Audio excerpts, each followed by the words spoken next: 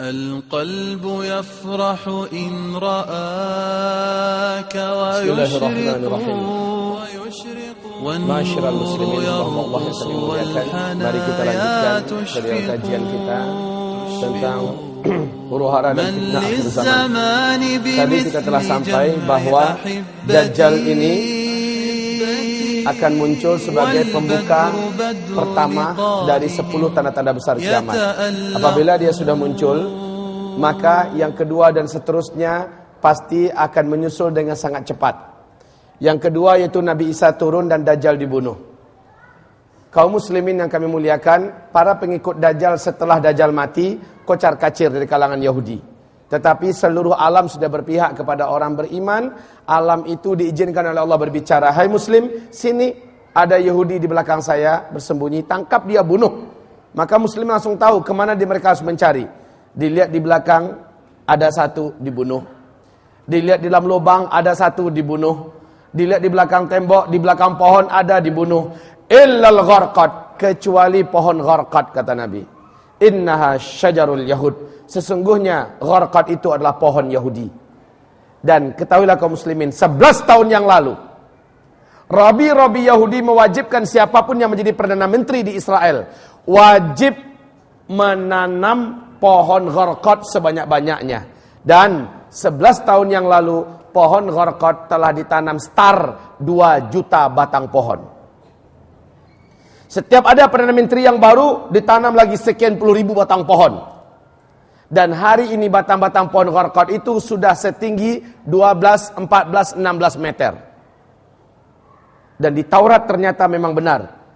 Menurut orang Yahudi, pohon gharqad adalah pohon yang akan berpihak di akhir zaman kepada mereka. Makanya mereka tanam banyak-banyak. Masya Allah. Illal gharqad, kecuali pohon gharqad. Jadi Yahudi sembunyi di belakang gharqad. Gharqadnya diam saja. Tapi sudah ketahuan duluan Pak oleh kaum muslimin dari hadis kemana mereka lari. Ini pasti nih di pohon-pohon gharqad. Maka berduyun-duyunlah orang beriman datang ke kebun pohon gharqad. Betul Pak, sembunyi satu, cetak dibunuh. Kemana saja Yahudi lari, Allah Subhanahu wa taala akan buat mereka ketahuan dan habislah mereka sehabis-habisnya. Setelah itu baru terjadi tanda besar kiamat yang ketiga. Dan ini adalah penutup fase yang keempat. Apa itu? Yaitu lepasnya bangsa perusak paling kejam di bumi ini yang dikurung oleh Zulkarnain. Allah ceritakan tentang mereka dalam surat Al-Kahfi, Ya'juj dan Ma'juj. Ya'juj dan Ma'juj. Silakan lihat di surah Al-Kahfi kaum muslimin pada ayat 90-an Allah menceritakan tentang perjalanan dikurungnya Ya'juj dan Ma'juj. Kata Rasulullah, syarat kiamat terjadi adalah keluarnya Ya'juj dan Ma'juj. Urutannya adalah urutan ketiga. Setelah Dajjal dibunuh, Nabi Isa turun, Dajjal dibunuh, barulah Ya'juj Ma'juj. Ya'juj Ma'juj ini tidak terkalahkan. Dalam hadis qudsi Allah berfirman, "Hai Isa, bawalah hamba-hambaku bersamamu, larilah ke gunung Tursina. Tidak ada satupun manusia yang sanggup mengalahkan Ya'juj dan Ma'juj." Ya'juj dan Ma'juj ini kata Nabi manusia juga Pak, macam kita-kita. Tapi wajahnya seperti ini, hidungnya begini, matanya begini, ciri khas pakaiannya begini. Saat mereka keluar, jumlah mereka dibandingkan kita, orang-orang biasa, setiap 1000 manusia, 999-nya adalah Ya'juj dan Ma'juj. Kita berbanding 999. Mana ada yang sanggup melawan Ya'juj Ma'juj kalau segitu banyaknya. Makanya sejauh mata memandang Jazirah Arab, seluruh daratan Syam, seluruh daratan Eropa, seluruh daratan Afrika, seluruh daratan Khurasan dipenuhi oleh jumlah Ya'juj dan Ma'juj. Masya Allah Pak. Singkatnya, Allah saja yang membinasakan mereka dengan caranya. Setelah mereka semua binasa, barulah tanda besar kiamat yang keempat menyusul. Bumi dipimpin oleh khilafah Islamiyah kembali. Siapa pemimpinnya? Cucu kandung keturunan Nabi Muhammad SAW yang bernama sama dengan nama Nabi, nama ayahnya sama dengan nama ayah Nabi Muhammad, yaitu Muhammad bin Abdullah atau Ahmad bin Abdullah. usianya diangkat sebagai Al-Mahdi dan dibaiat oleh umat sama dengan usia Nabi Muhammad diangkat oleh Allah menjadi Nabi dan Rasul. Digelari beliau dengan Al-Mahdi. Beliau digelari dengan Al-Mahdi. Jadi pemimpin fase kelima ini adalah Al-Mahdi. Tapi kata Rasulullah, sejak beliau memimpin, beliau hanya diberi oleh Allah waktu 7 tahun saja. Beliau meninggal di sini. Berarti sisa yang setahun atau 2 tahun berikutnya ini digantikan oleh Al-Qahtani. Ya. Al-Qahtani, hadisnya sahih di mana Nabi mengatakan Al-Qahtani ini sama adilnya dengan Al-Mahdi, sama solehnya, sama taatnya, sama berilmunya, sama bijaksananya. Al-Mahdi meninggal di sini. Isa juga meninggal di sini. Kaum muslimin, inilah dia masa khilafah yang disebut dengan masa-masa aman. Tanda besar kiamat yang keempat, khilafah kembali memimpin dunia. Kalau menurut si Amerika Serikat, kapan katanya? 2020. Puncak khilafah Islam yang memimpin dunia ini kata intelijen Rusia adalah pertengahan 2025. Kayaknya cocok, Pak.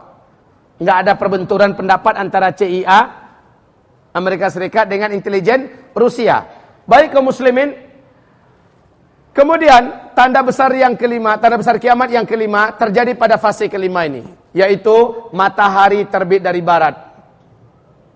Saya singkat saja, MTB, matahari terbit dari barat. Syekh Imran Hussein, salah seorang ulama kawakan yang fokus juga membahas masalah akhir zaman, beliau dengan sangat percaya diri mengumumkan kepada para pengikutnya dan kepada umat manusia yang hidup zaman sekarang, yang dimaksud dengan matahari terbit dari sebelah barat adalah Islam akan muncul dari Amerika dan Eropa. Itu katanya. Dan saya menolak itu mentah-mentah. Kenapa saya berani menolak?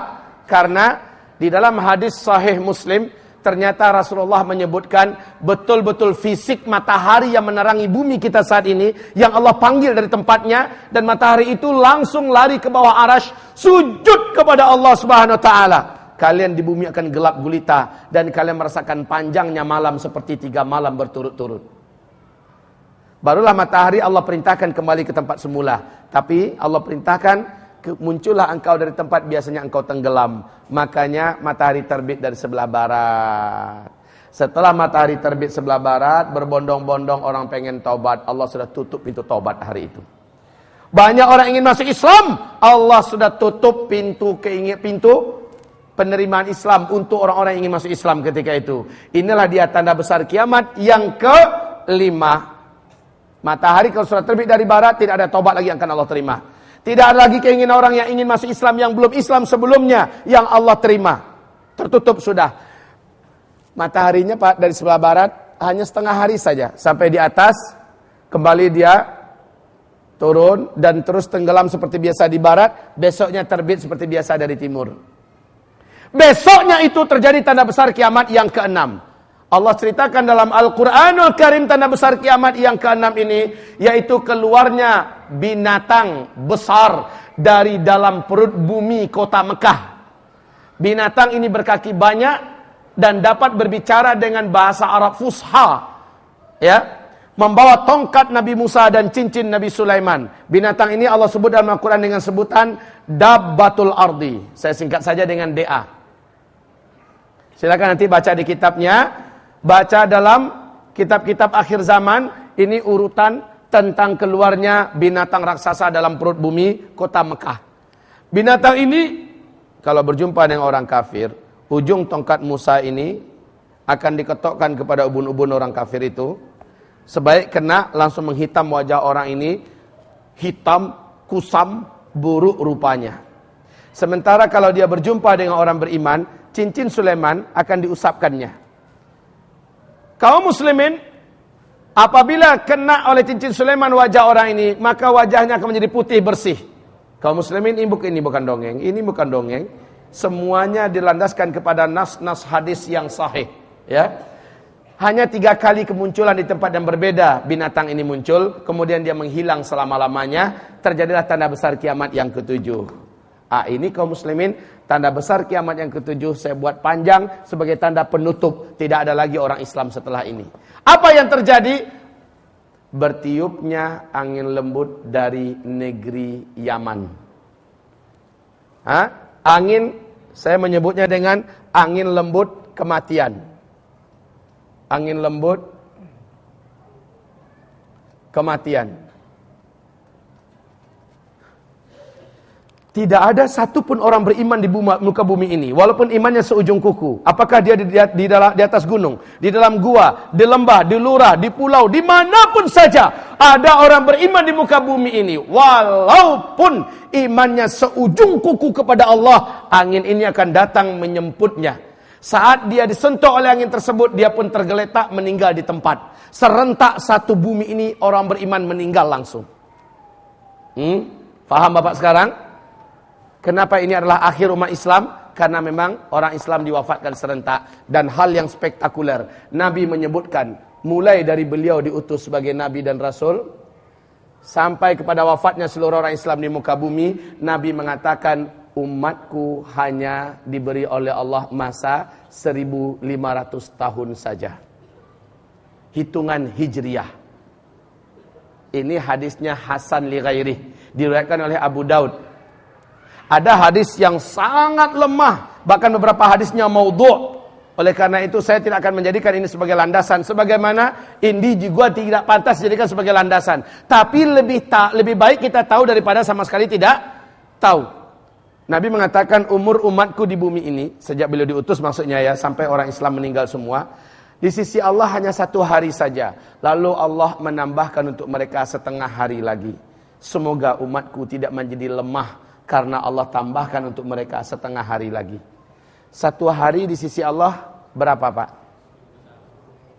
Ya, 1000 tahun. Surat As-Sajdah ayat 5. Yudabbirul amra minas sama'i ilal ard, thumma ya'ruju ilaih fi yaum kana miqdaruhu alfa sanah mimma ta'udun. 1 hari di sisi Allah, kamu di bumi menghitungnya 1000 tahun. Kata Nabi tadi berapa hari? 1 hari dan Allah tambah setengah hari. Berarti 1500 tahun. Kita sekarang sudah berapa? 1437. Hitungan Hijriah. Ini hitungan Hijriah. Kaum muslimin, sekarang lihat hamba-hamba Allah. Lihat. Kalau hitungan Hijriah, berarti kan setelah Nabi hijrah kan? 10 tahun di Mekah. Sebelum hijrah ada 13 tahun di Mekah, 10 tahun di Madinah. Kaum muslimin, menghitungnya bukan setelah hijrah. Umur umat Islam ini dihitung setelah Nabi menjadi Nabi dan Rasul. Artinya tambahkan lagi 13 di atas ini. Berapa? 1450. Maknanya kalau kita ambil full saja 1500 tahun, tersisa orang Islam di bumi ini waktu yang ada hanya 50 tahun lagi habis seluruh orang Islam di muka bumi. Sementara sebagian ulama salaf dan khalaf ada yang yakin tak sampai penuh 1500. Tidak sampai penuh 1500. Jawaban yang paling tepat. Ini bukan kiamat loh Pak. Jangan mengambil asumsi yang salah ya, pulang ke rumah, 50 tahun lagi kiamat. Itu namanya tulalit. Yang benar kaum muslimin, ini adalah akhir umur umat akhir orang Islam di bumi. Yang kiamat nanti. Ya, hamba-hamba Allah yang kami muliakan, selesai. Apa tanda besar kiamat yang ke-8? Semengerikan seberapapun ngerinya kejadian ke-8 ini kita tidak akan menyaksikan. Nabi menyebutkan daratan-daratan bumi sebelah timur akan tenggelam seluruhnya ke dalam laut. Inilah tanda besar kiamat yang ke-8. Australia tenggelam seluruhnya masuk ke dalam laut.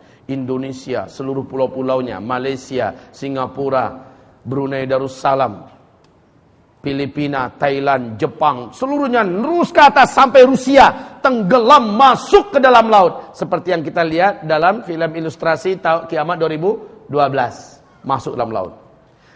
Tanda kiamat yang ke-9 kata Rasulullah, seluruh daratan bumi sebelah barat tenggelam masuk ke dalam laut. Suriname, Afrika, Amerika Serikat, Eropa, ya. Seluruh daratan bumi sebelah barat tenggelam seluruhnya. Inilah dia tanda besar kiamat yang ke-9. Lalu yang tersisa mana, kaum muslimin? Yang tersisa hanya sepetak kecil. Ya. Dan ini adalah Jazirah Arab, ini adalah Syam. Ini Jazirah Arab, Arab Saudi, Kuwait dan sebagainya. Ini Yaman kaum muslimin. Ini Syam, Syria, Palestina, Lebanon, Yordania. Tanda besar kiamat yang ke-10 adalah Nabi menyebutkan dari dalam perut bumi Yaman muncul api raksasa yang membara keluar dalam setinggi-tinggi gunung sehingga memaksa manusia untuk lari tunggang langgang meninggalkan daerah mereka ke negeri Syam. Api raksasa muncul di Yaman. Buka YouTube sekarang. Kalau mau buka YouTube sekarang, ada apa Pak? Di Yaman sekarang sudah ditemukan suatu area yang luas, panas dan berasap seperti lumpur lapindo yang ada di Jawa Timur. Ada apa? Setelah para pakar bumi, pakar geologi datang ke sana Pak, ternyata beberapa tanah merengkah. 1 ekor kerbau bisa dimasukkan ke dalam Pak. Di situ ditemukan tekanan gelombang api yang sangat padat dan sangat besar. Tambah ke dalam, tambah besar tekanan api itu. Beberapa titik lubang ditemukan di Yaman pada hari ini. Walaupun apinya belum keluar, tetapi Allah telah menyebutkan sinyal-sinyal keberadaannya. Dan ini hak kaum muslimin. Suatu fakta yang tidak terbantahkan. Masya Allah. Baik, hamba-hamba Allah yang kami muliakan.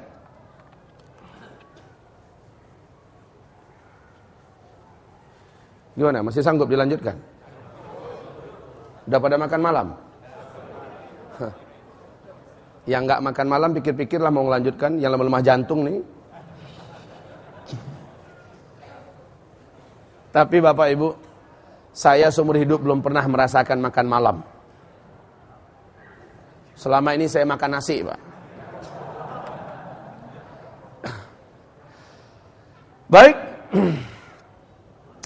Kita lanjut. Selesai. Dajjal sudah keluar sekarang belum?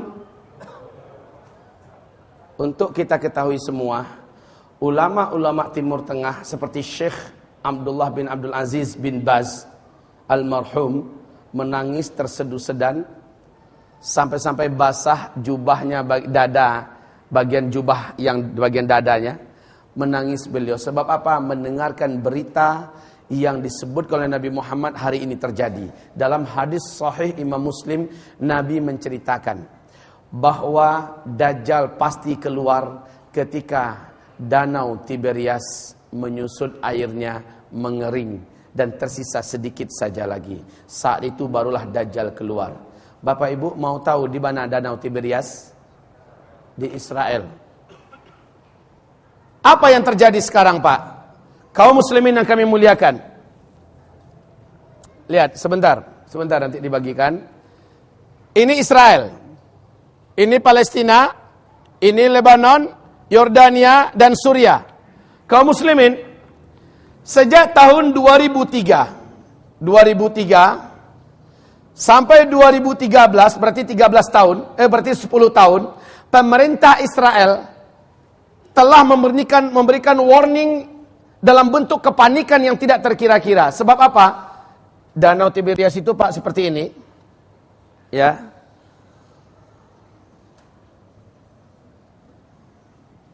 Danau Tiberias itu kedalamannya hanya 45 meter. Sejak 2003 sampai 2013, danau ini telah susut 16 meter. Padahal seumur hidup di dunia ini ada, danau Tiberias tidak pernah menyusut Pak.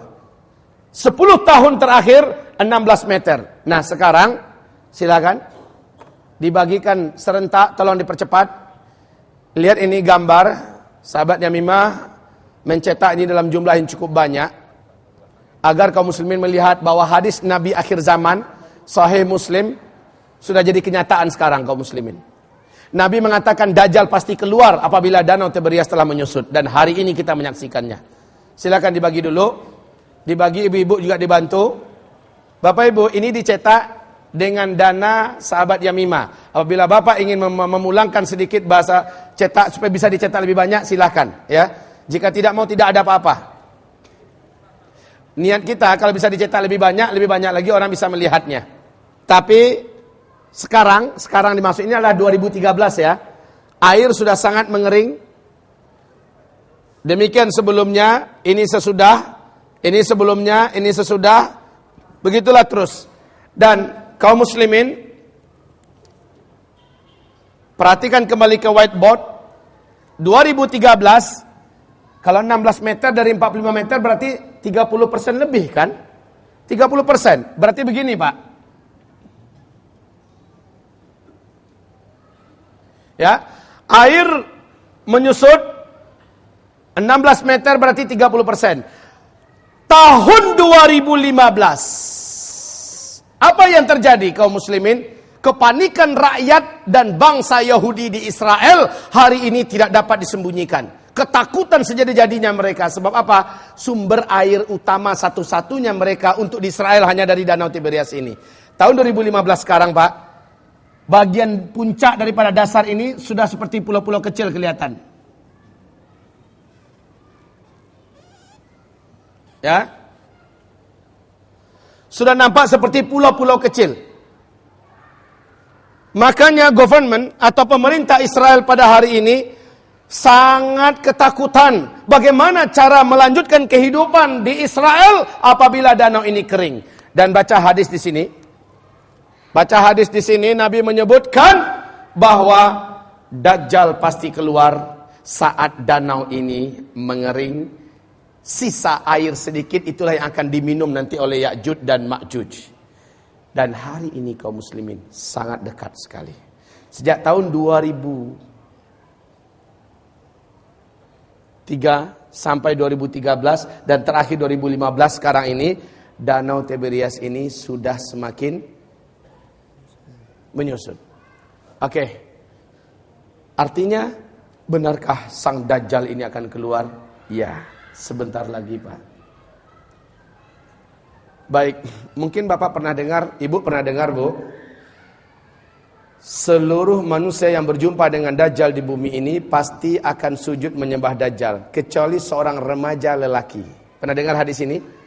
Saat berjumpa dengan remaja laki-laki itu, Dajjal heran karena melihat dia tidak mau sujud. Padahal semua orang sekuat apapun imannya, langsung hilang iman itu dan dia sujud pada Dajjal. Tapi remaja laki-laki ini tidak mau. Dajjal memaksanya untuk sujud. Apa kata remaja laki-laki itu? Tidak mau. Kamu adalah Dajjal. Kami diperintahkan untuk kafir kepada kamu. Dajjal marah kepadanya. Rasul katakan dijambaknya rambut remaja laki-laki ini, lalu digergajinya kepalanya itu hidup-hidup. Digergaji, dibelah duanya kepalanya hidup-hidup. Remaja, kalau remaja itu umur berapa Pak? Hah? 12, 13, 14, 15, 16 itu yang remaja kaum muslimin, ya. Dibelah dua kepala remaja laki-laki ini dan dia tetap mengatakan la ilaha illallah sampai ke leher, sampai ke dada. Remaja ini pun terjatuh meninggal. Dajjal membaca mantra-mantra sambil mengelilingi sang remaja laki-laki. Lalu selesai dia katakan, "Qum." Bangkit kamu. Allah izinkan remaja laki-laki ini untuk kembali bersatu tubuhnya yang tadi sudah terbelah. Allah izinkan Pak. Kan dalam hadisnya begitu kata Rasulullah. Remaja ini dibunuh oleh Dajjal, dibelah duanya badannya, lalu dia menghidupkan kembali. Setelah dia hidupkan, Dajjal melihat si remaja semakin mengingkarinya. Maka marahlah Dajjal kali kedua, dia ingin membunuh kembali tetapi tidak mampu membunuhnya. Setelah disuruh bangun Pak, ternyata disuruh bangun. Pemuda remaja ini pun bangun. Hidup dia dan bertemu kembali seluruh tubuhnya. Darah di lantai masih segar. Bajunya masih bergelimang dengan darah. Tapi dia sudah bangkit utuh seperti sedia kala. Dajjal makin bertepuk dada di hadapan para pengikutnya. Kamu lihat, hanya Tuhan yang mampu melakukan ini dan saya sudah melakukannya. Semakin mantap iman para pengikutnya kepada Dajjal. Tapi si remaja, saat dia sudah bangkit, Dajjal berkata kepadanya, "Gimana boy? Mau beriman pada saya?" Apa jawaban si remaja? "Jal, makin mantap dalam dada saya iman bahwa kamu memang Dajjal asli. Hai manusia, inilah dia Dajjal yang dijanjikan oleh Nabi Muhammad, kafirkan oleh kalian beliau ini." Dajjal marah dan ingin membunuhnya kembali, tetapi dia tidak pernah berhasil. Tidak membunuh remaja ini dan tidak siapapun yang bisa dibunuhnya setelah kejadian hari itu. Kaum muslimin, tahukah Bapak Ibu? Ini uniknya Pak. 10 atau 11 tahun yang lalu di Arab, TV Arab telah diributkan dengan berita kejadian aneh seorang bayi laki-laki lahir di Palestina. Bapak boleh melihat di YouTube, Pak. Silakan Bapak lihat di YouTube, ya.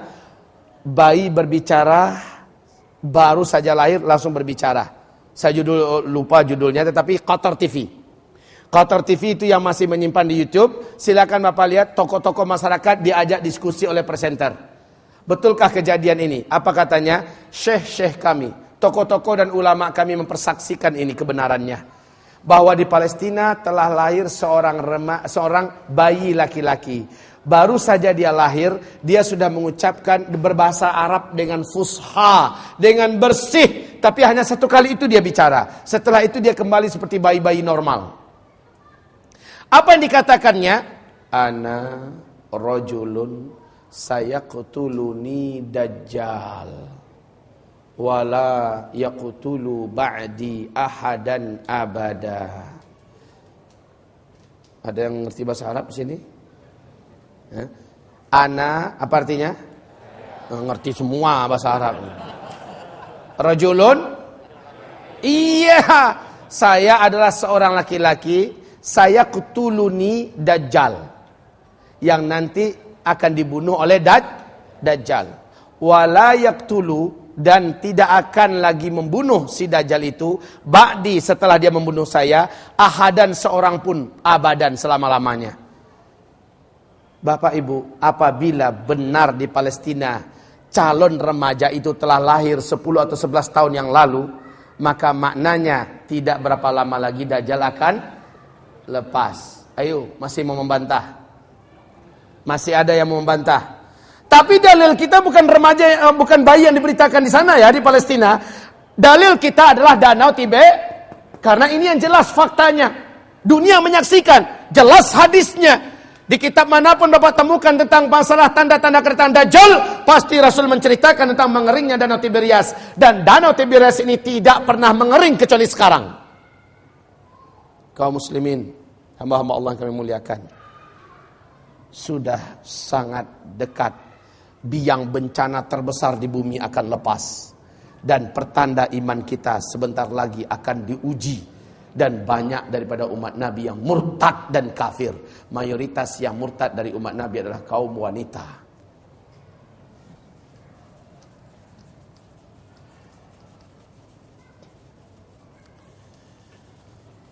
Pak Ustadz, kenapa kaum wanita yang paling banyak murtad dan menyembah Dajjal? Laki-laki gimana Pak Ustadz? Apa mereka kuat-kuat imannya sehingga tidak mempan oleh Dajjal? Bukan begitu Pak. Saat Dajjal keluar, insya Allah bapak-bapak ini kebanyakannya sudah di alam barzakh. Iya benar. Coba aja lihat ini. Fase kelima, perbandingan jumlah laki-laki dengan wanita berapa? 1 laki-laki 50 wanita. Ada apa yang terjadi? Menjelang Dajjal keluar, sangat banyak kematian besar-besaran dan kematian secara global di seluruh dunia ini yang menimpa kaum lelaki. Ande-mande. Kata ibu-ibu kami, Pak Ustadz jadi janda lah kami semua tuh. Bukan ibu seorang Bu, ibu sebumi nanti yang banyak jadi janda. Lalu bapak-bapak yang masih hidup, minat nggak poligami? Nggak kepikiran Pak, sungguh nggak akan kepikiran. Sebab apa? Saat itu Bapak sudah yakin kiamat sudah mau datang. Bapak akan lebih fokus pada ibadah daripada banyak bini.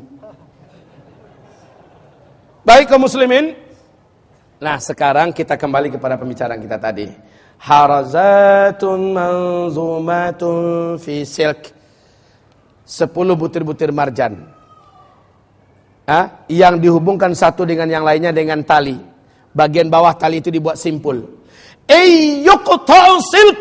Ketika simpul itu dipotong, digunting, keluarlah satu butir yang pertama, disusul oleh butir yang kedua, ketiga, keempat, kelima, keenam, ketujuh, kedelapan, kesembilan, kesepuluh. Kaum muslimin, tahukah Bapak Ibu, simpul yang dimaksud oleh Nabi sebagai pertanda bahwa tanda besar kiamat pertama akan keluar, apakah dia simpul itu? Dia adalah munculnya pemersatu umat